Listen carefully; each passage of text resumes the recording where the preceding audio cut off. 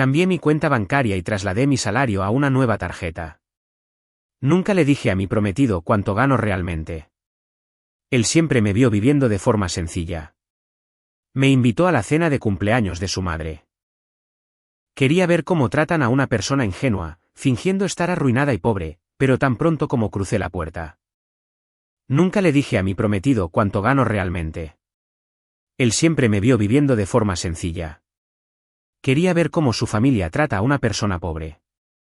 Bienvenidos de nuevo a mi canal. Disfruten escuchando. ¿Lo entiendes, cariño? Esto es solo para proteger el futuro de Anthony. No querrías que él lo perdiera todo si pasara algo. Eso fue lo que Claudette Briggs me dijo sobre una taza de Earl Grey en la mesa de su cocina un martes por la tarde de febrero. Lo dijo con una sonrisa. Lo dijo mientras me pasaba un azucarero que yo no había pedido. Y lo dijo mientras deslizaba una carpeta manila sobre la mesa con dos uñas pintadas del tono exacto de una mujer que factura $85 por una manicura pero lo deduce como gasto de negocios. Me llamo Blair Crawford. Tengo 30 años. Trabajo en seguros. Esa es la versión que Anthony le contó a su familia y yo nunca la corregí. La versión completa es que soy analista actuarial senior en Pinnacle Re, una firma de reaseguros en Hartford, Connecticut. Evalúo riesgos catastróficos para ganarme la vida. Construyo modelos que predicen cuánto dinero perderá una empresa cuando algo sale terriblemente mal. La ironía de mi elección de carrera no se me escapa. Gano $174.200 al año. Mi prometido en ese momento, pensaba que ganaba alrededor de $38.000. Él pensaba esto porque, a los 6 meses de salir con Anthony Briggs, abrí una segunda cuenta corriente en Nutmeg Federal Credit Union y desvié todo mi depósito directo allí. Mi cuenta original de Wells Fargo recibía una transferencia automática mensual de $950 desde la nueva, dinero para gastos. Eso es lo que él veía. Eso es lo que él creía. Ahora, antes de que decidan que soy una persona terrible, déjenme explicar. Mi papá es Bill Crawford, 62 años, trabajador postal jubilado de Torrington, quien me crió solo después de que mi mamá se fue cuando yo tenía 9 años. Bill Crawford es el tipo de hombre que lee cada recibo, presenta sus impuestos en enero y me enseñó a jugar póker cuando tenía 11 años. No por las cartas, sino por el principio. Nunca dejes que nadie conozca toda tu mano, me dijo. No hasta que se hayan ganado el derecho a verla. Vi a mi tía, su hermana, mi tía Lorraine, perder su casa, su auto y sus ahorros de jubilación a manos de un hombre que sabía exactamente cuánto ganaba y pasó 3 años posicionándose para quedarse con la mitad. Para cuando el divorcio fue definitivo, Lorraine alquilaba una habitación en Waterbury y trabajaba turnos dobles en un asilo de ancianos a los 57 años. Ella le había confiado todo. Él había planeado para eso. Así que, cuando empecé a salir con Anthony y noté la forma en que preguntaba sobre mi sueldo, casualmente, como si fuera charla de almohada, pero siempre volviendo al tema, no entré en pánico. Me ajusté. Anthony Briggs tiene 33 años. Trabaja como coordinador de arrendamientos para una empresa de gestión de propiedades comerciales llamada Stonebridge Realty Group.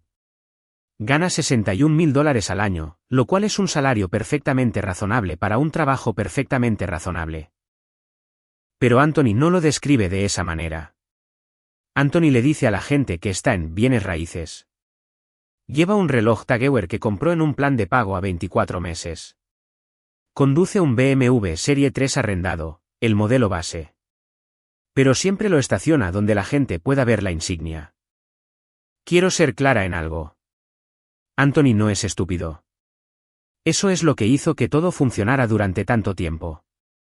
No es un estafador torpe que tropieza con sus propias mentiras.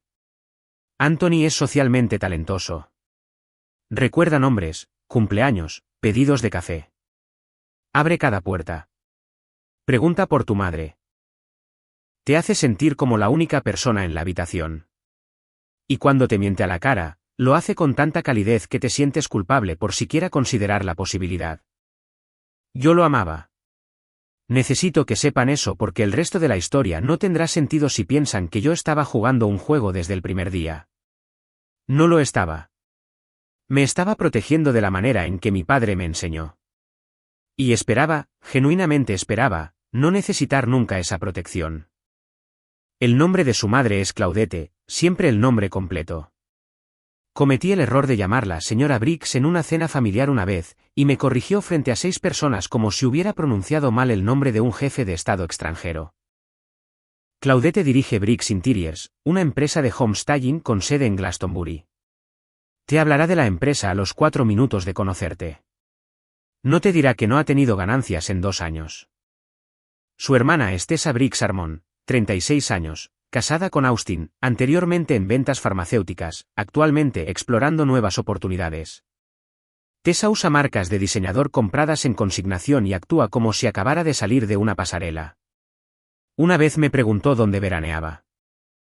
Vivo en un apartamento de una habitación en Bakersfield. Veraneo en el Stop and Shop de Berlin Turnpike. Anthony le dijo a su familia, Blair trabaja en seguros, hace archivo, ese tipo de cosas. Yo trabajo como empleada de registros en una oficina de seguros. Proceso modelos de riesgo catastrófico para una firma de reaseguros. Pero claro, empleada de registros, misma energía.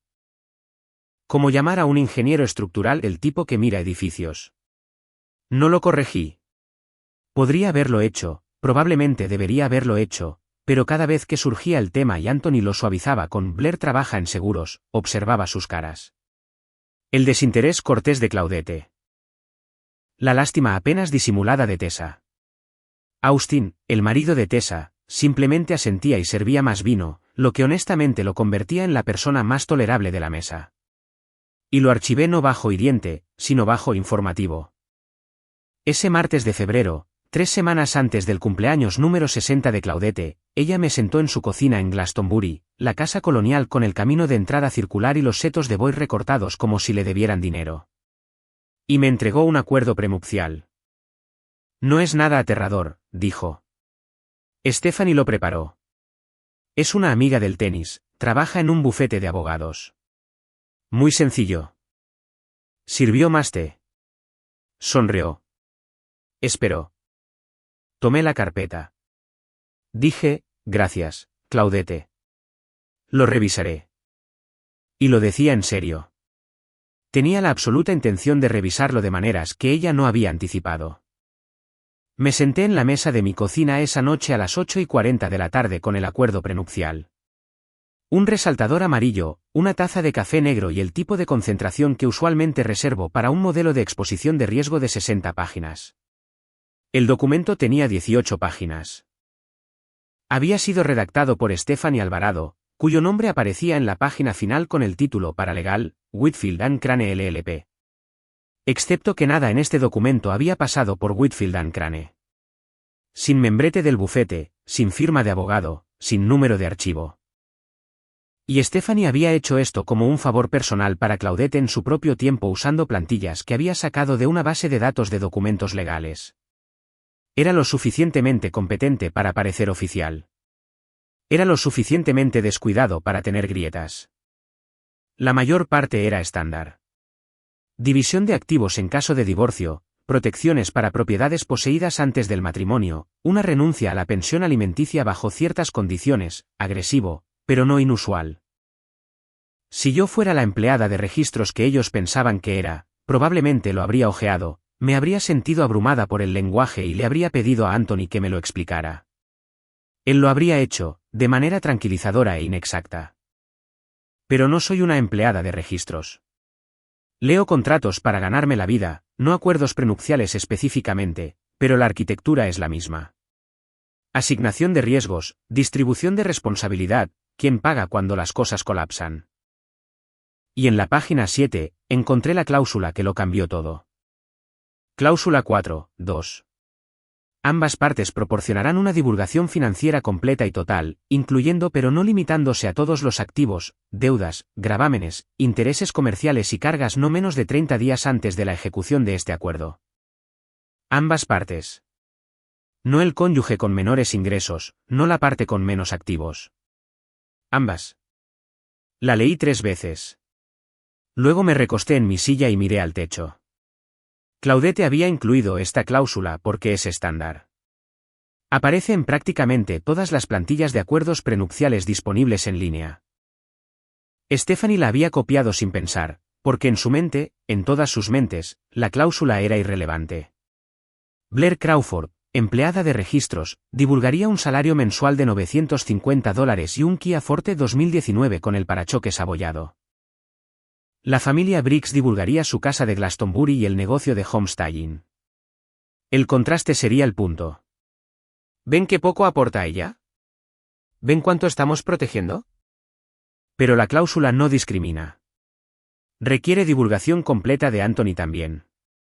Todas las deudas, todos los gravámenes, cada tarjeta de crédito, cada préstamo personal, cada obligación financiera. Y se extiende a los intereses comerciales y entidades familiares compartidas, lo que significa Briggs Interiors, lo que significa la ELOC sobre la casa de Claudette. Construyeron una puerta y asumieron que solo se abría en una dirección. Dejé el acuerdo prenupcial y abrí mi computadora portátil. Saqué mis extractos de Wells Fargo, la cuenta que Anthony conocía, la que recibía la transferencia mensual de $950. No había mirado los extractos completos en un tiempo.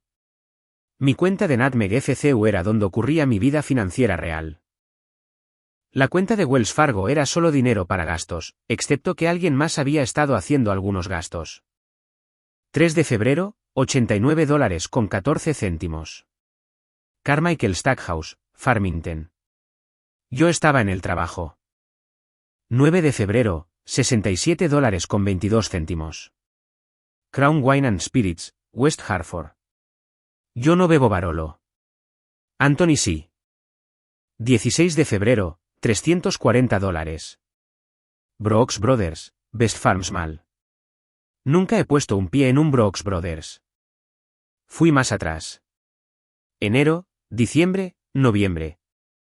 $47.50 en un lavado de autos que nunca he usado. $112 en una tienda de golf. Anthony no juega al golf, pero Austin sí. ¿Estaba comprando regalos para su cuñado con mi tarjeta?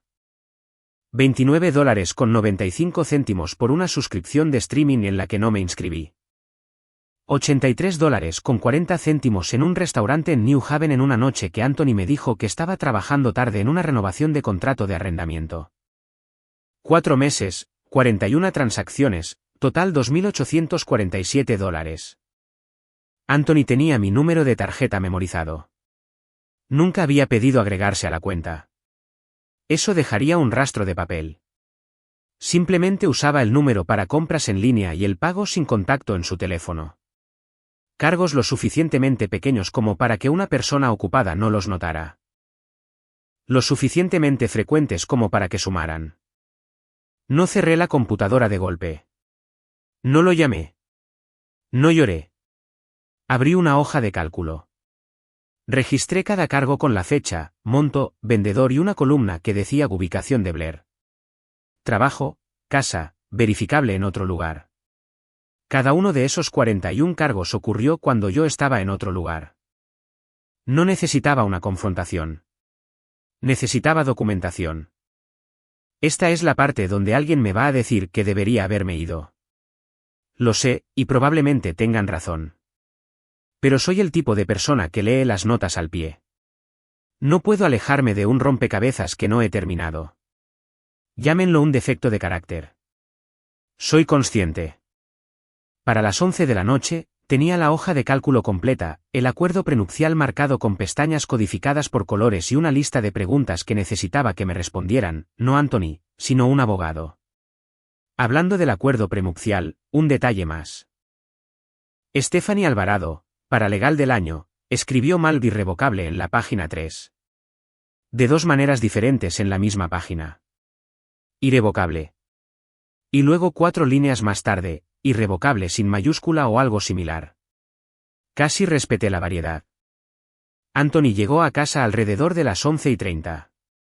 Dejó caer sus llaves en el mostrador. Siempre el mostrador. Nunca el gancho que puse específicamente para las llaves. Y se apoyó contra el marco de la puerta de la cocina. ¿Miraste esos papeles, nena? Todavía leyendo, dije. Es mucho lenguaje legal. No lo pienses demasiado. Es realmente solo un trámite. Mamá es anticuada con estas cosas. Besó la parte superior de mi cabeza. Su teléfono vibró en su bolsillo. Lo sacó, lo miró y lo puso boca abajo en el mostrador. Había estado haciendo eso durante unas 3 semanas. Aún no sabía qué significaba, pero noté el patrón. 3 semanas de teléfonos boca abajo, 3 semanas de trabajar tarde, 3 semanas de cargos que yo no hice. Me voy a duchar, dijo. Está bien. Escuché el agua correr.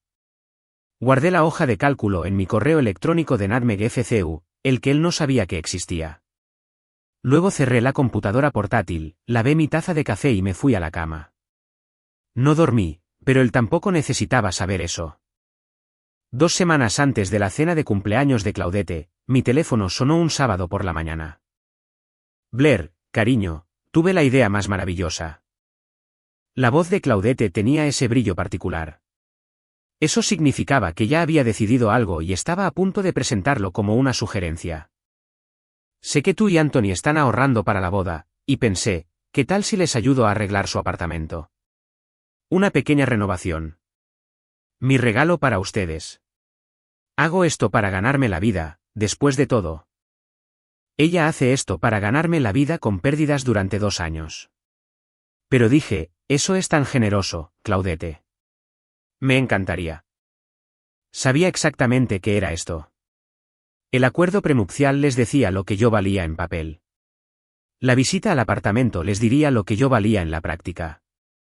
Claudette quería caminar por mi casa, abrir mis gabinetes y confirmar lo que ya creía. Que Blair Crawford no tenía nada. Tuve 4 días para prepararme. No para decorar, para sanitizar.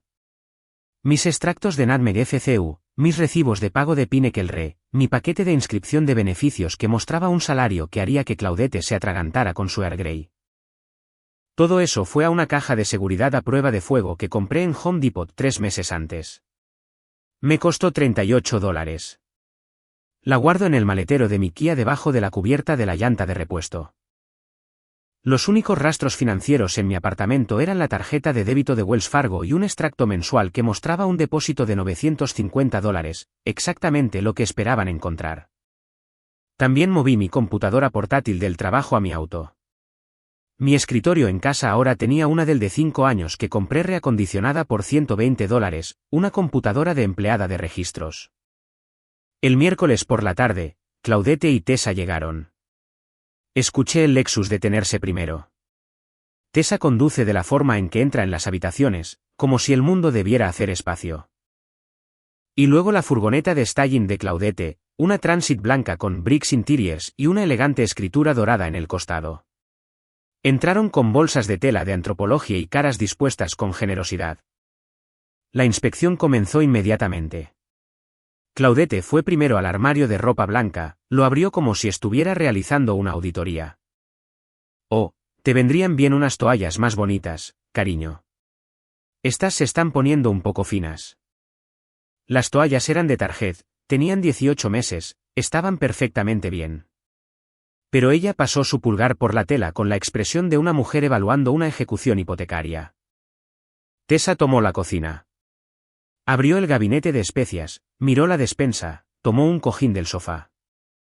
Esto es lindo. ¿Target? Homegox. En realidad, el de Berlin Turnpike. La cara de Tessa hizo algo. Micro, breve, el más mínimo gesto de recalibración. Esperaba que me avergonzara. No lo estaba. Es un cojín. Lo elegí porque me gusta el color. Luego Tessa abrió mi armario.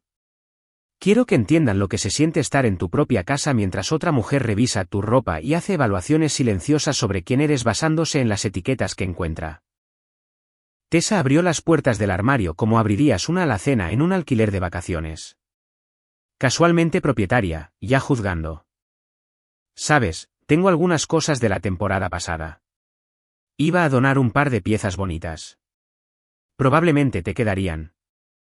Dijo, te quedarían de la forma en que alguien dice, bendito sea tu corazón. No era una oferta de ropa. Era una clasificación. ¿Eso es dulce, Tessa? Gracias. Dejé que abrieran cada puerta. Quería ver exactamente hasta dónde llegarían, y la respuesta fue a todas partes. Claudette revisó debajo del lavabo del baño. Tessa miró los libros en mi estantería y dijo, «Oh, ¿lees?» Como si hubiera descubierto un perro que podía hacer aritmética. Y luego llegó el momento que casi me costó todo. Claudette estaba en el baño. Tessa estaba en el pasillo apoyada contra la pared y escuché su voz bajar. Estaba al teléfono. No, no hay nada aquí. ¿Cómo nada? Revisé los armarios. Una pausa. No sé qué ve él en ella, honestamente, pero mamá dice que el acuerdo prenupcial se encarga de eso. Yo estaba parada a 6 pies de distancia en mi cocina sosteniendo una taza de café que ya había lavado 2 veces. Abrí el grifo para que pensara que no podía oír. Mi mano temblaba, no de miedo, sino del tipo específico de ira que viene cuando alguien confirma lo que ya sospechabas, pero aún esperabas que estuviera equivocado. Lavé la taza por tercera vez. Luego Tessa volvió a entrar sonriendo. Había guardado su teléfono y mi teléfono del trabajo, que había dejado en el mostrador de la cocina porque soy un ser humano que comete errores, vibró. La pantalla de bloqueo se iluminó. Sistema de notificación interna de Pinnacle. Revisión actuarial del cuarto trimestre. Blair Crawford, analista senior. Los ojos de Tessa fueron hacia él como un halcón detectando un ratón en un campo. Analista senior. Tomó el teléfono, tomó mi teléfono, y lo sostuvo hacia mí. Pensé que eras una empleada de registros. Mi estómago cayó. No porque no pudiera explicarlo, sino porque debería haberlo prevenido. Esto fue mi culpa. Había preparado el apartamento, escondido los documentos, cambiado la computadora portátil y dejado mi teléfono del trabajo en el mostrador como una aficionada. Oh, eso. Tomé el teléfono de su mano. Casual, controlada. Reestructuraron todo el departamento el año pasado y le dieron a todos títulos inflados. La forma de RRHH de hacer que la gente se sienta valorada sin dar aumentos. Todavía hago el mismo trabajo. Honestamente es un poco vergonzoso. Tessa asintió lentamente. Eso es raro. La América corporativa, dije. Llamarán a un conserje ingeniero de instalaciones si eso les ahorra un aumento salarial. Ella se rió. Cortés, breve. Luego tomó una foto del vino que habían traído para Instagram, dijo, y le envió un mensaje de texto a alguien. No pude ver a quién, pero sus pulgares se movían rápido. Necesito contarles algo sobre la forma en que opero. Algunas personas se enojan y actúan. Yo me enojo y me callo. Mi papá es de la misma manera. Cuando Bill Crawford deja de hablar, es cuando debes preocuparte. Me quedé muy callada por el resto de esa visita. Claudette salió del baño y sugirió reemplazar las cortinas de mi cocina. Las cortinas eran de Pater & Barn, tenían 6 meses y costaban más por panel que cualquier cosa en su inventario de staging.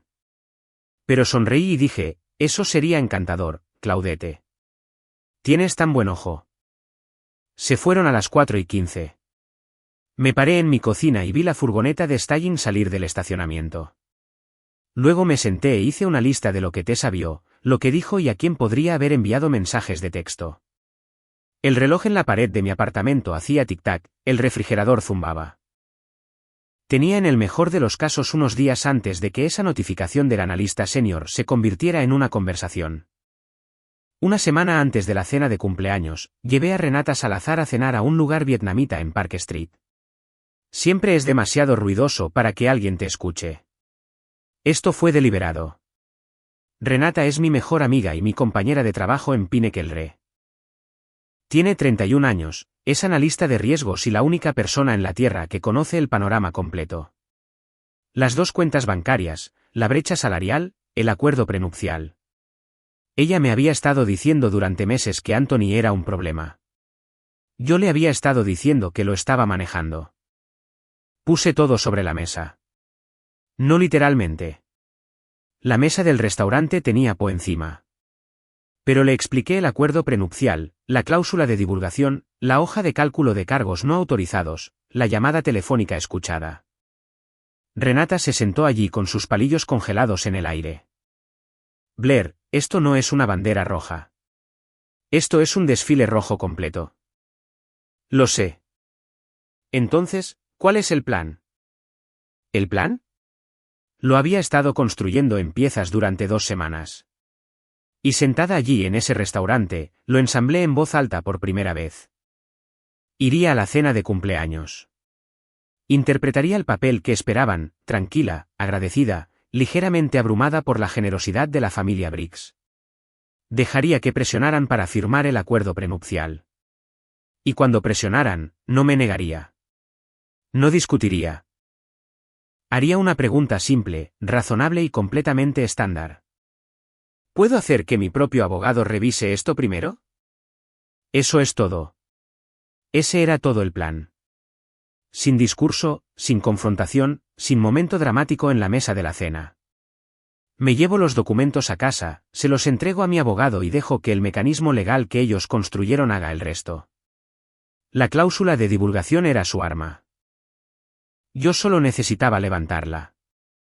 ¿Y luego qué?, preguntó Renata. Y luego la cláusula de divulgación requiere que Anthony enumere cada deuda que ha ocultado. Y si miente en el formulario, lo cual ya ha hecho si ha llenado uno, todo el acuerdo es anulable. De cualquier manera, tengo documentación. Renata me miró fijamente. Eres aterradora. Soy actuaria. Modelamos los peores escenarios. Esto es solo aplicado. Dividimos la cuenta. Conduje a casa. Me sentía por primera vez en semanas como si tuviera el control de la situación. Como si pudiera ver todas las variables y supiera cuáles controlaba. Estaba equivocada. Anthony estaba en el sofá cuando llegué a casa. Todavía tenía puesta su chaqueta, lo que significaba que no llevaba mucho tiempo allí. La televisión estaba apagada. Estaba sentado con las manos entre las rodillas y me miró. De la forma en que una persona mira a alguien cuando ha estado ensayando una conversación. Oye, ¿podemos hablar? ¿Seguro? Dejé mi bolso, me dejé la chaqueta puesta. Algo en la forma en que estaba sentado me dijo que tal vez quisiera estar lista para irme. Tessa mencionó algo sobre tu trabajo. Lo dijo con cuidado, lentamente, como si estuviera manejando algo frágil. Dijo que tu teléfono mostraba algún tipo de título. Analista senior. Le dije que reestructuraron el departamento. Les dieron a todos nuevos títulos. Es una cosa de RRHH. ¿Cierto? Eso es lo que dijiste. Asintió, se frotó la mandíbula. Es solo que le dije a mi mamá que trabajabas en registros. Si tu título dice algo diferente, ella podría preguntarse. Claudette es bienvenida a llamar a Pinnacle y preguntar cómo se ve un departamento de gestión de registros. Le dirían que tenemos 73 personas en soporte administrativo. No es una mentira, Anthony. Es un título de trabajo que nadie lee. Me observó por un largo momento. Luego se relajó, se recostó. Tienes razón. Lo siento. No quise hacer de esto un problema. Una pausa. Oye, ¿cuánto ganan los actuarios de todos modos, solo en general? Tessa me preguntó y no supe qué decir. Nivel de entrada, tal vez 35 a 45 mil. Depende de la empresa. Eso es lo que imaginé. Sonrió, aliviado. Había obtenido la respuesta que quería. Podía informar a Tessa y Claudette que el título no tenía sentido y el salario era bajo. Pero luego dijo algo que aterrizó de manera diferente a como él pretendía. Solo quiero asegurarme de que estamos siendo honestos el uno con el otro. Blair, eso es lo que es el matrimonio. Honestidad. Este hombre con $87.400 en deudas ocultas, una tarjeta Discover al límite, un préstamo personal de su madre que nunca había mencionado y 41 cargos no autorizados en mi tarjeta de débito, quería hablarme sobre honestidad en el matrimonio. Me mordí el interior de la mejilla con fuerza, probé el cobre y dije, absolutamente, eso es todo lo que quiero también. Me dio un beso de buenas noches, se fue a la cama. Me quedé despierta otra hora sentada en la cocina ejecutando escenarios. 3 días después, Renata me envió un mensaje de texto a las 7:14 de la mañana. Necesito decirte algo y te vas a enojar. La llamé desde el garaje del trabajo. Contestó al primer timbre. Me encontré con Anthony anoche en Brios. Estaba en el bar. Mi estómago se tensó. ¿Está bien? Fue encantador. Me compró una bebida. Solo hablamos. Cosas normales, trabajo, el clima, lo que sea. Blair, juro que no dije nada sobre tu salario o tus cuentas, pero preguntó sobre la boda. Y mencioné. Hizo una pausa. Podía escuchar su respiración. Mencioné que me habías hablado sobre la situación del acuerdo prenupcial.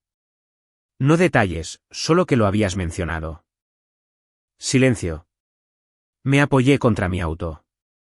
El techo de concreto del estacionamiento estaba muy cerca y muy gris. ¿Renata? Lo sé. Lo sé. Lo siento. Tomé una copa de vino y él es muy bueno en, ya sabes, cómo hace esa cosa donde te hace sentir como si fueras la persona más interesante en la habitación. Él simplemente. Sé cómo lo hace. No estaba enojada con Renata. Quería estarlo, pero no podía. Anthony es el tipo de persona que puede extraer información de una conversación de la manera en que un cirujano extrae una astilla. Ni siquiera lo sientes hasta que ya está fuera. Renata no había sido descuidada. Había sido superada. Pero el daño estaba hecho. Anthony ahora sabía que había estado discutiendo el acuerdo prenupcial con alguien fuera de la familia. En su mente, en la mente de Claudette, el acuerdo prenupcial era un asunto familiar privado. El hecho de que lo hubiera compartido significaba que no lo estaba tratando como rutina. Significaba que tenía preocupaciones. Significaba que podía ser impredecible. La confirmación llegó esa mañana. Anthony me llamó a las 10 de la mañana inusual. Nunca llama durante el trabajo. ¿Le dijiste a Renata sobre el acuerdo prenupcial? Su voz era diferente. No enojada, controlada, medida. La voz de un hombre que ha sido instruido. Ese es un asunto familiar privado. Blair, ella es mi mejor amiga, Anthony. Le dije que estábamos trabajando en algunos papeles de la boda. Eso es todo. Mi madre no estaría feliz si supiera que estás discutiendo esto con extraños. Extraños. Yo era su prometida y él llamó a mi mejor amiga una extraña. Dije algo neutral y terminé la llamada. Luego apagué el motor, me senté en mi auto en el estacionamiento de Pine que el Rey y miré la pared de concreto durante 35 minutos. No voy a fingir que fui estoica al respecto. No lo fui.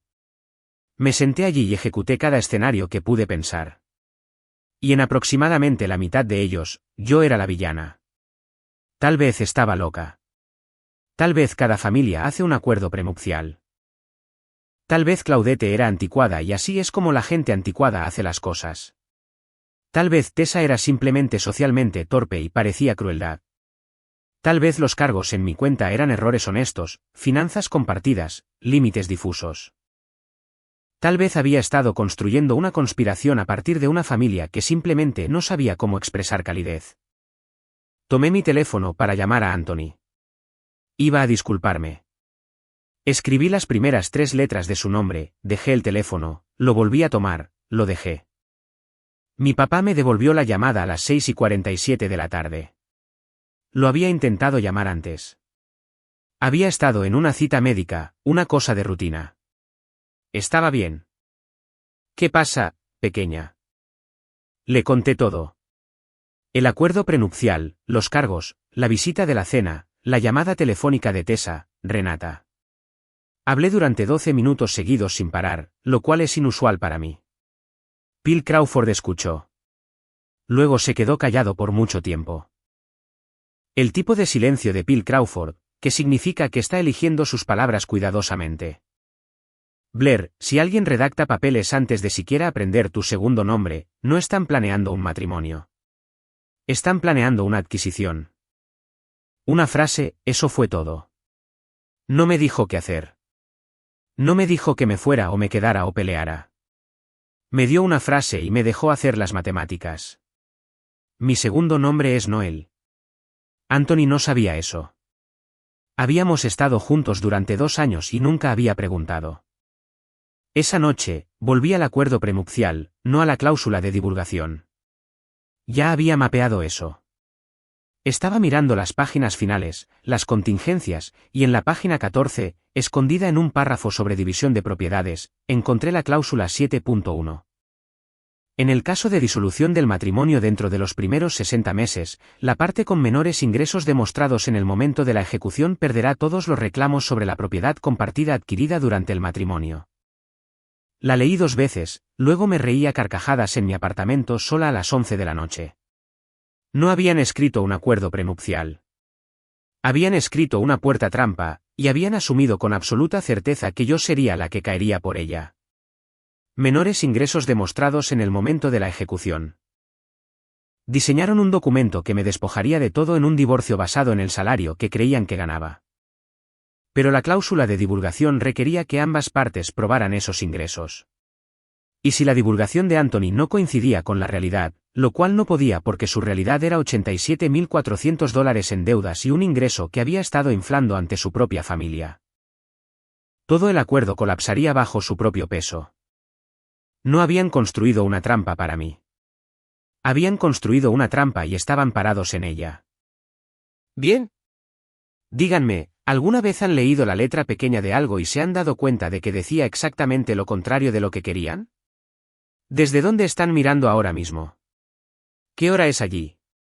Déjenlo en los comentarios. Leo cada uno. Y si aún no se han suscrito, ahora es el momento porque necesitan escuchar lo que sucedió en esta cena. 5 días antes de la cena de cumpleaños de Claudette, me senté en la sala de espera de la oficina legal de Vivian Kowalski en Farmington Avenue en West Hartford.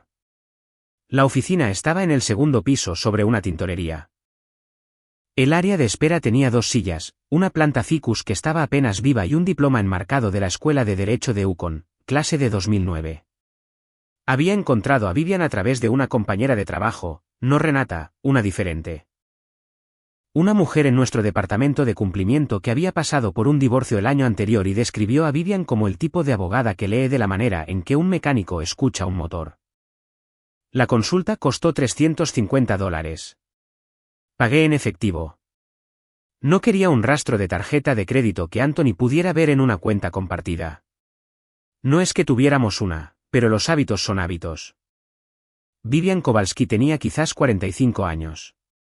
Cabello corto, sin joyas excepto un reloj, anteojos de lectura empujados hacia arriba en su frente. Me tomó el acuerdo prenupcial, se puso los anteojos y comenzó a leer. No habló durante 9 minutos. Lo sé porque miré el reloj en su pared, un reloj blanco simple, del tipo que ponen en las aulas. Cada 30 segundos más o menos, inclinaba ligeramente la cabeza hacia la izquierda, lo que aprendí más tarde significaba que había encontrado algo interesante. Después de 9 minutos, dejó el documento. ¿Quién redactó esto? Una paralegal. Como un favor personal para la madre de mi prometido. Eso cuadra. Tocó la página 7. Cláusula 4.2. ¿Viste esto? Divulgación financiera completa de ambas partes dentro de los 30 días posteriores a la firma. Vivian me miró por encima de sus anteojos. La mayoría de la gente no ve eso. Soy actuaria. Eso también cuadra. Se recostó. Aquí está la situación. Esta cláusula es estándar. Existe en prácticamente todas las plantillas de acuerdos prenupciales en línea. Tu amiga paralegal la copió porque se supone que debe estar allí. El problema es que no pensó en lo que significa cuando una parte tiene algo que ocultar. Ella me lo explicó. Si yo firmaba y la divulgación de Anthony era precisa, el acuerdo prenupcial sería exigible. Pero su divulgación precisa documentaría $87.400 en deudas, lo cual su familia no quería que nadie supiera. Si yo firmaba y la divulgación de Anthony era inexacta, lo cual ya lo era si había llenado una, el acuerdo era anulable por fraude. Y si yo no firmaba, la cláusula de divulgación aún me daba el derecho de solicitar información financiera completa de ambas partes como condición para siquiera considerar el acuerdo. De cualquier manera, el documento trabajaba en su contra. Construyeron una trampa, dije. Construyeron una hermosa trampa, dijo Vivian. Y están parados en ella. Me dijo qué hacer en la cena. No firmes nada. No rechaces nada. Diles que quieres que tu propio abogado lo revise. Esa es una práctica estándar. Cualquier persona razonable lo haría. Si se resisten, eso te dice todo lo que necesitas saber sobre sus intenciones. Y si presionan, entonces envío una carta solicitando divulgación completa según su propia cláusula. Y nos sentamos a mirar. También le mostré la hoja de cálculo de cargos no autorizados. Había crecido. Anthony había pedido prestada mi tarjeta para el regalo de cumpleaños de Claudette la semana anterior. Había dicho que sí, en parte porque negarme habría levantado sospechas y en parte porque quería ver qué haría. El cargo de William Sonoma llegó. $225. Un horno holandés Le Creuset. Bien. Regalo de cumpleaños razonable. Pero la misma tarde, apareció un segundo cargo. $189 en una tienda de vinos en Avon. 2 botellas de Barolo para él mismo en mi tarjeta el mismo día que estaba comprando el regalo de su madre. Total de cargos no autorizados, 4 meses, $3.291. Vivian miró la hoja de cálculo, luego a mí. Esto es robo. Tribunal de reclamos menores como mínimo.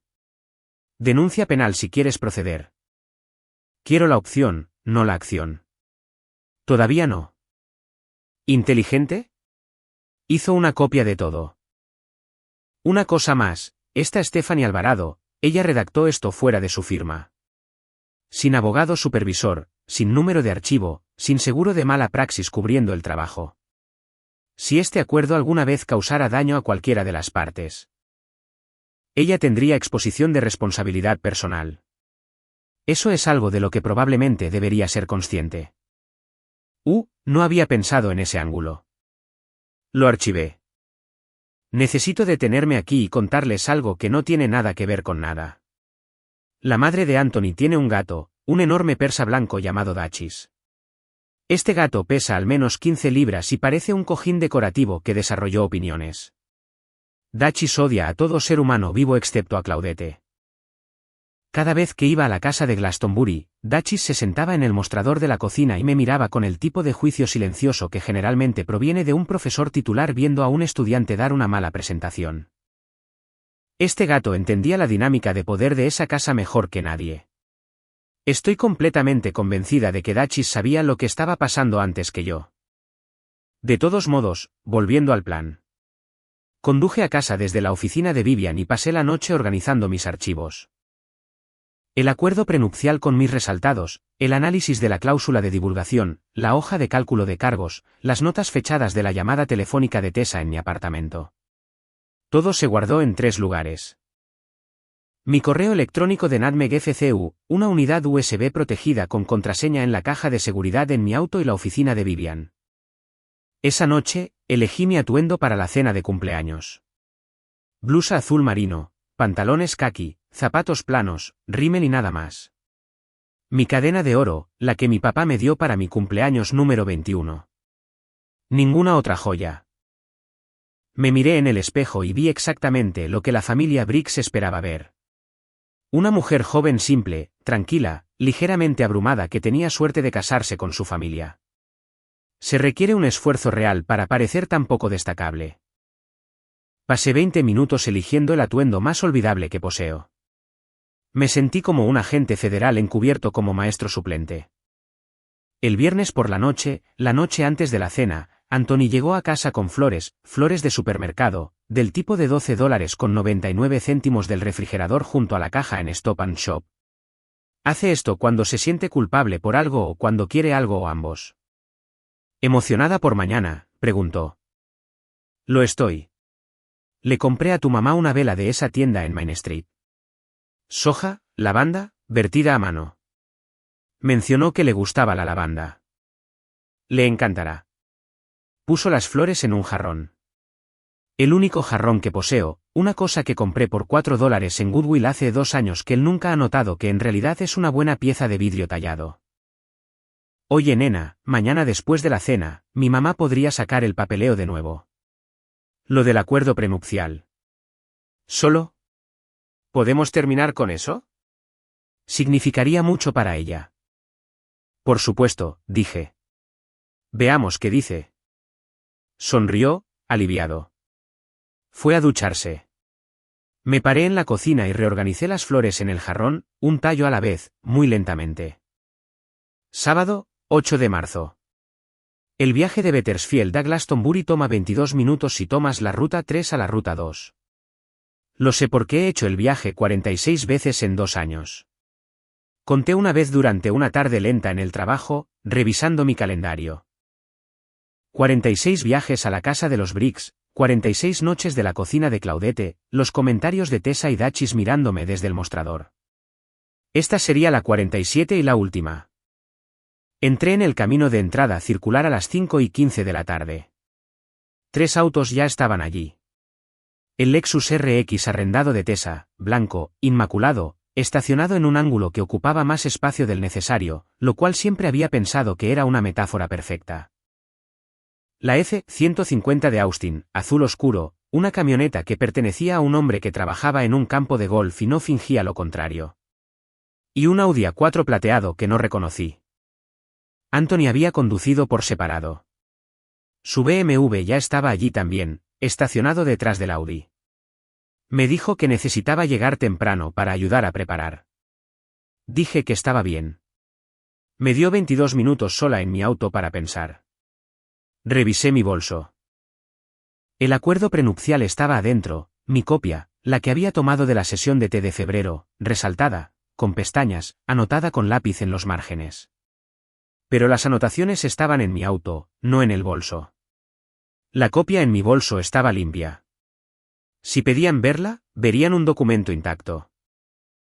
Una mujer que no lo había leído cuidadosamente, una mujer que estaba cooperando. Caminé por el sendero de losas. Los setos de buey estaban recién recortados. La luz del porche estaba encendida, aunque todavía era de día. La casa de Claudette siempre parecía estar siendo preparada para su propia venta. La puerta se abrió antes de que llamara. Anthony, sonriendo con una camisa azul abotonada que nunca había visto antes. Sabía que se veía bien. Siempre se veía bien. Ese era el problema. Era fácil olvidar lo que alguien estaba haciendo cuando se veía como alguien que no lo haría. Hola nena, entra. Entré en el vestíbulo y lo sentí inmediatamente. La habitación cambió de la manera en que una habitación cambia cuando la persona de la que todos han estado discutiendo finalmente llega. Es una sensación específica, como entrar en un cambio de temperatura. La conversación en la sala de estar se detuvo por medio segundo. No lo suficiente para ser grosero, solo lo suficiente para ser notable. El Audi plateado pertenecía a Stephanie Alvarado. Estaba sentada en la sala de estar en el sofá bueno, el que Claudette retapizó el año pasado en una tela que probablemente costó más que el pago mensual de mi auto. Stephanie sostenía una copa de vino blanco y vestía un blazer sobre una blusa, que es lo que una paralegal usa cuando quiere parecer una abogada. Su bolso estaba en el piso junto a ella. Podía ver el borde de una carpeta manila dentro. Así que, esto no era solo una cena de cumpleaños. Habían invitado a la mujer que redactó el acuerdo prenupcial. Quiero ser justa aquí. Es posible que Stephanie fuera invitada porque es amiga de tenis de Claudette. Es posible que la carpeta manila no contuviera nada relacionado conmigo. Es posible que el momento fuera coincidencia. También es posible que yo sea la reina de Inglaterra, pero las probabilidades son bajas y calculo probabilidades para ganarme la vida. Blair, feliz de que pudieras venir. Claudette emergió de la cocina usando una blusa de seda y perlas. 60 años hoy. Parecía 10 años más joven y lo sabía. Cariño, ¿te importaría ayudar a Tessa con los aperitivos? Está en la cocina y creo que le vendría bien un par de manos extra. Ahí estaba. 30 segundos en la puerta y estaba siendo dirigida a la cocina. La ayuda. Por supuesto, Claudette. Feliz cumpleaños. Le entregué la vela. La aceptó de la manera en que un museo acepta una pieza donada que no encaja del todo en la colección. Con gracia y sin intención de exhibirla. ¿La cocina? Tessa estaba arreglando bruschettas en una tabla de pizarra con la concentración de una mujer realizando una cirugía. Llevaba tacones en la cocina sobre un piso de madera noble en la casa de su madre. Blair. Oh, bien. ¿Estás aquí? ¿Puedes tomar las servilletas del segundo cajón? Las de tela, no las de papel. No levantó la vista. Me encanta la blusa, por cierto. Muy sensata. Tomé las servilletas. De tela color crema. Monogramadas con una B que significaba Bricks. La cena fue larga, 2 horas y 15 minutos. Claudette sirvió un pollo asado con papas al romero y haricots verds. Los llamó haricots verds, no ejotes o judías verdes, lo que te dice todo lo que necesitas saber. El vino era un Sancerre que Anthony había elegido, o más exactamente, que Anthony había cargado a mi tarjeta de débito y luego elegido. Estaba sentada al final de la mesa junto a Austin, frente a Stephanie. Anthony estaba entre Claudette y Tessa. La geometría era precisa. Yo estaba colocada en la periferia. La familia, más su instrumento legal, ocupaba el centro. El brindis de Claudette. A todos los que hacen fuerte a esta familia. A Anthony, mi hijo brillante. A Tessa, que nos mantiene a todos unidos. A Austin, nuestra roca. Y a Stephanie, que ha sido una amiga tan querida. Levantó su copa. Miró a cada persona en la mesa. No me miró a mí, ni una sola vez. Austin lo captó. Lo sé porque me miró durante el brindis con una expresión que describiría como incomodidad de disculpa. La cara de un hombre que sabe que algo está mal pero ha pasado 10 años aprendiendo a no mencionarlo. Me sirvió vino sin que se lo pidiera. Aprecié eso. La conversación de la cena fue estratégica. Claudette habló sobre un proyecto de staging en West Hartford, una colonial preciosa, 4.000 pies cuadrados. Los dueños piden $1.20 céntimos millones. Tessa habló sobre eventos de networking a los que había asistido. Anthony habló sobre un contrato de arrendamiento comercial que había cerrado. Todos estaban actuando, teatro de patrimonio neto, y yo era la audiencia. Tessa, durante el plato principal, mencionó casualmente que había estado mirando lugares para bodas. Encontré este pequeño granero adorable en el condado de Litchfield. Muy rústico, muy íntimo. Me miró. Muy tú, Blair. No había pedido ayuda con los lugares. La boda era en 7 meses y ni siquiera habíamos discutido ubicaciones. Pero Tessa ya había decidido qué tipo de boda podía pagar. Un granero, rústico, íntimo, la forma educada de decir pequeño y barato. Eso suena encantador, Tessa. Me encantaría verlo. Luego el postre, un pastel de limón de 3 capas que Claudette había pedido a una pastelería en Simsbury. Y fue entonces cuando Anthony se inclinó hacia mí. Su boca estaba cerca de mi oído. Su voz era baja. Mamá quiere repasar los papeles después del pastel. Solo fírmalo esta noche. ¿De acuerdo? Yo ya firmé mi parte. Su mano estaba en mi rodilla debajo de la mesa. No de la forma en que un prometido toca tu rodilla. Cálida, cariñosa, distraída. Esto era presión, específica, intencional. Sus dedos presionaron el lado de mi rótula como un punto al final de una frase. Yo ya firmé mi parte. Esa frase reorganizó todo. Había estado operando bajo la suposición de que Anthony era un participante pasivo, que Claudette estaba impulsando el acuerdo prenupcial y Anthony estaba siguiendo la corriente porque seguía la corriente con todo lo que su madre quería. Pero él había firmado, había llenado un formulario de divulgación, se había comprometido con un documento legal, lo que significaba que o bien había dicho la verdad, exponiendo sus $87.400 en deudas a su propia madre, o había mentido en un formulario firmado. De cualquier manera, no estaba siendo llevado por la corriente de Claudette. Estaba nadando en la misma dirección. Ese es el momento en que dejé de ver a un hombre con el que me iba a casar y comencé a ver a un hombre que había sido informado. Claudette recogió los platos.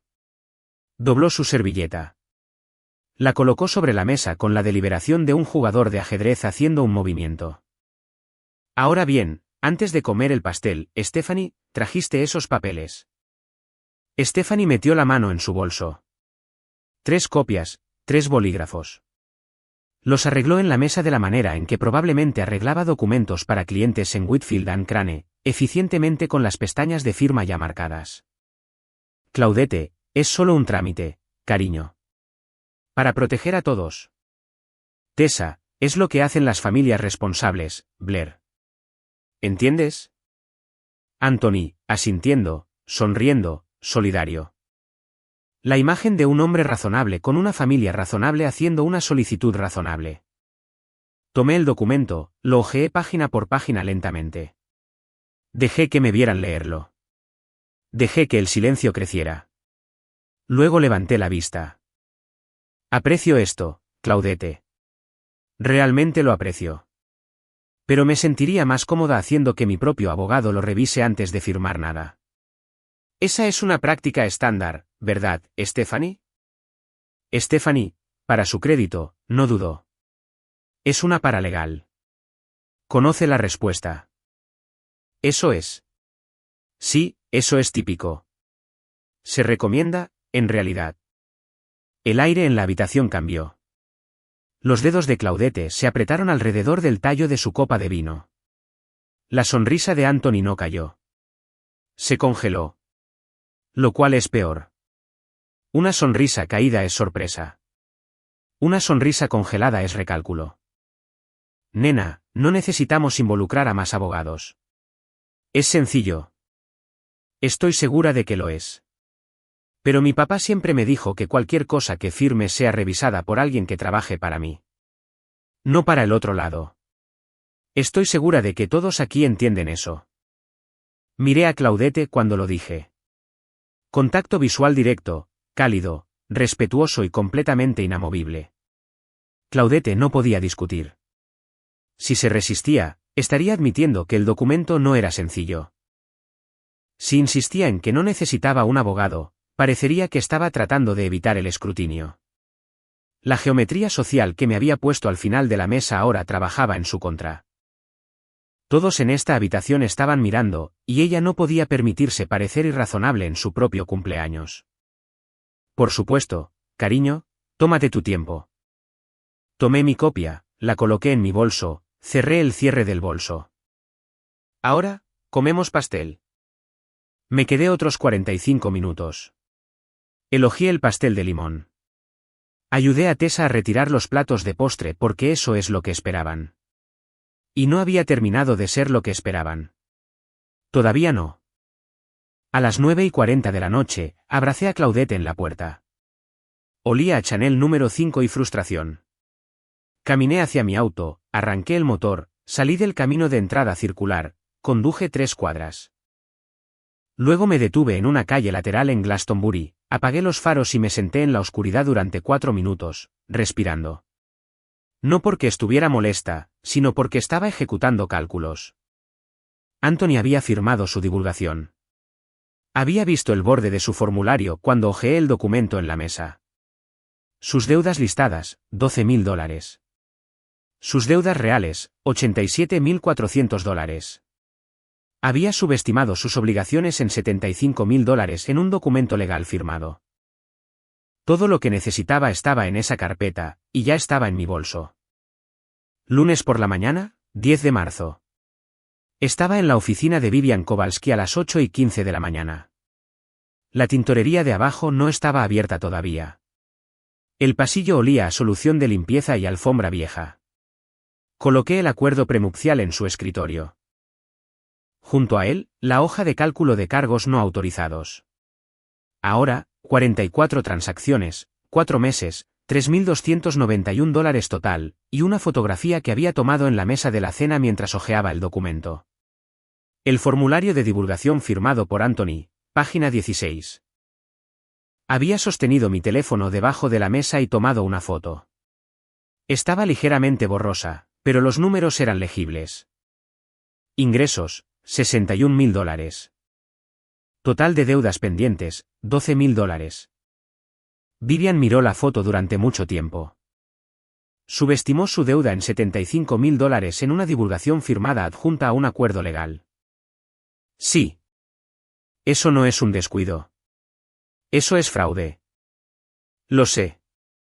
Se quitó los anteojos y los puso sobre el escritorio. Esto es lo que vamos a hacer. Vivian redactó una carta esa mañana. Me senté en su sala de espera mientras trabajaba. La planta ficus se veía peor que hace 5 días. Pensé en regarla. No lo hice. La carta estaba dirigida a Stephanie Alvarado con copias a Claudette Briggs y Anthony Briggs. Tenía 3 páginas, a espacio simple, y era la cosa más precisamente devastadora que he leído que no contenía un solo signo de exclamación. Párrafo 1. Vivian Kowalski, abogada, representa a Blair Crawford en relación con el acuerdo prenupcial propuesto preparado por Stephanie Alvarado en nombre de la familia Briggs. Párrafo 2. Tras la revisión, la abogada de la señorita Crawford ha identificado preocupaciones con respecto a la integridad y precisión de las divulgaciones financieras presentadas de conformidad con la cláusula 4.2 del acuerdo. Específicamente, el formulario de divulgación ejecutado por Anthony Briggs parece contener tergiversaciones materiales con respecto a sus obligaciones de deuda pendientes. Los registros públicos, la información crediticia y la evidencia documentada sugieren un endeudamiento total sustancialmente superior al monto divulgado. Párrafo 3. De conformidad con la cláusula 4.2, la señorita Crawford solicita formalmente una divulgación financiera completa y precisa de Anthony Briggs y de cualquier entidad familiar identificada como activos o intereses compartidos, incluyendo pero no limitándose a Briggs Interiors LLC y cualquier gravamen, hipoteca o carga sobre la propiedad en posesión de miembros de la familia inmediata que sean partes o beneficiarios del acuerdo. Párrafo 4. Hasta que se proporcione y verifique independientemente una divulgación precisa, la señorita Crawford no ejecutará el acuerdo. Párrafo 5. Por separado, la señorita Crawford ha documentado $3.291 en cargos no autorizados realizados a su cuenta de débito personal por Anthony Briggs entre noviembre y marzo. Se adjunta una contabilidad detallada. La señorita Crawford se reserva el derecho de perseguir la recuperación a través de los canales legales apropiados. Párrafo 6. Y este fue el cuchillo de Vivian, notó que el acuerdo prenupcial parecía haber sido redactado por una paralegal actuando fuera de la supervisión de su firma, sin revisión de un abogado supervisor y sin cobertura de responsabilidad profesional. La carta recomendaba que la señorita Alvarado consultara con su propio asesor legal con respecto a su exposición personal. Vivian me mostró la carta. La leí 2 veces. Esto va a incendiar su casa, dije. Su casa ya estaba en llamas. Este es el detector de humo. Lo autoricé. Vivian envió 3 copias por correo certificado el martes por la tarde. Una a la casa de Glastonbury, la dirección de Claudette, donde Anthony todavía recibía parte de su correo. Una a Stephanie Alvarado en su dirección particular, y una a Stonebridge Realty Group, el empleador de Anthony, marcada como personal y confidencial. Su jefe no la abriría, pero su jefe vería la dirección de remitente, Kowalski Lab LLC, y se preguntaría. Las cartas llegaron el miércoles. Lo sé porque a las 4:47 de la tarde del miércoles, mi teléfono comenzó a sonar y no se detuvo. Anthony llamó 11 veces entre las 4:47 y las 6:30. No contesté. Estaba en mi escritorio en Pinnacle ejecutando un modelo de precios de reaseguros para un cliente en Tampa. Vi aparecer su nombre en mi pantalla, desaparecer, aparecer de nuevo. Rene estaba en el escritorio frente a mí. Podía ver mi teléfono. No dijo nada. Solo deslizó una taza de café hacia mí. Los mensajes de texto comenzaron a las 6:15. Tenemos que hablar. Esto es una locura. Llámame. 6:22 Blair, puedo explicar los números. No es lo que parece. 6:38 mi madre está perdiendo la cabeza. Por favor llama. 6:51 ¿quién es esta abogada? ¿Contrataste a un abogado contra tu propio prometido? 7:14 voy para allá. Ese último mensaje de texto lo contesté. Esta noche no. Necesito espacio. Podemos hablar mañana. No vino esa noche. Creo que alguna parte de él, la parte que es más inteligente que la parte que miente, entendió que aparecer sin invitación después de recibir la carta de un abogado no ayudaría a su posición. Lo que aprendí más tarde a través de Vivian y a través de Renata, quien a pesar de todo todavía tenía contactos que conocían el círculo social de los Briggs, es lo que sucedió en el otro extremo. Claudette recibió su copia y llamó a Stephanie Alvarado en menos de una hora. La conversación aparentemente fue corta y desagradable. Stephanie le dijo a Claudette que la cláusula de divulgación era exigible, que la tergiversación de Anthony en un documento firmado era un problema legal genuino, que la solicitud de divulgación financiera completa, incluyendo Briggs Interiors y la ELOC, estaba dentro de los derechos de Blair según el acuerdo que la propia Claudette había iniciado, y que Stephanie ya no podía estar involucrada porque redactó este documento como un favor personal fuera de su firma sin supervisión. Y la carta de Vivian Kowalski había dejado claro que este hecho estaba ahora documentado. Stephanie se estaba protegiendo a sí misma, como debería haber hecho. Claudette luego llamó a Anthony. No sé qué dijo, pero sé que el jueves, el BMW de Anthony entró en el estacionamiento de mi complejo de apartamentos a las 7:20 de la tarde. Le abrí. Se paró en mi cocina. Tenía la chaqueta puesta. No se sentó. Su cara parecía que había dormido unas 3 horas en 2 días. Blair. Anthony, esta abogada. Esta carta. Esto es. Puso sus manos en el mostrador, se estabilizó. Estaba tratando muy duro de parecer tranquilo y fallando de una manera que era casi dolorosa de ver. Casi. Esto es un malentendido. Los números en el formulario. Iba a pagar esas deudas antes de la boda. No quería asustarte con un número grande. Eso es todo. Escribiste $12.000. El número real es $87.000. Eso no es redondear hacia abajo, Anthony. Eso no es protegerme de un número aterrador. Eso es tergiversar tu situación financiera en un documento legal. Es un acuerdo prenupcial, Blair. No es una. No es una presentación federal. Es una divulgación firmada adjunta a un acuerdo vinculante. Stephanie puede explicar las implicaciones legales si quieres. Se estremeció ante el nombre de Stephanie, así que ella ya se había distanciado. Estaba solo. Cambió de táctica. Su voz se volvió más suave, más cálida. La voz de la que me enamoré. La que te hace sentir como la única persona que importa. Mi madre presionó esto. Todo el asunto del acuerdo prenupcial. Fue idea suya. Yo ni siquiera lo quería. Le dije que no te importaría el dinero. Que no eres así. Firmaste el formulario de divulgación, Anthony. Nadie sostuvo un bolígrafo en tu mano. Lo firmé porque mi madre me lo pidió. Llené los números porque ella me dijo que lo hiciera. Dejé que eso flotara en el aire. Acababa de admitir que su madre había dictado lo que puso en un formulario legal. No se dio cuenta de lo que había dicho.